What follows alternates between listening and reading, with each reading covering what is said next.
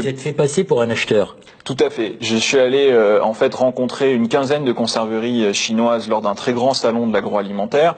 J'ai dit que j'avais des intérêts au Gabon, ce qui n'est pas le cas, je rassure les sociaux qui nous regardent, et que ma famille était dans l'import-export. J'étais une grande famille d'industriels en Afrique, et j'ai négocié en fait des importations de concentré de tomates. Et là, les Chinois m'ont tout de suite proposé de couper le produit pour que ça soit moins cher et de mettre à ma guise, c'était moi qui décidais, 20% de fibres de soja, 30%, 40%, voire 50%. Et donc aujourd'hui, se commercialise en Afrique, majoritairement en Afrique de l'Ouest, un concentré qui est coupé. Ce n'est pas indiqué sur l'étiquette. On lit ingrédients, tomates, sel. En réalité, ce concentré est coupé.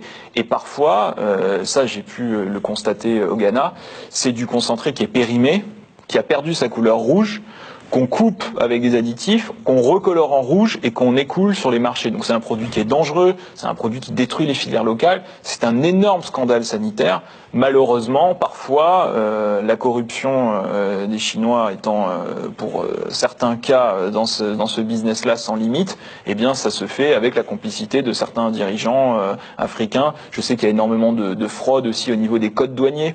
On importe du concentré de tomates et on indique un autre code douanier pour être moins taxé.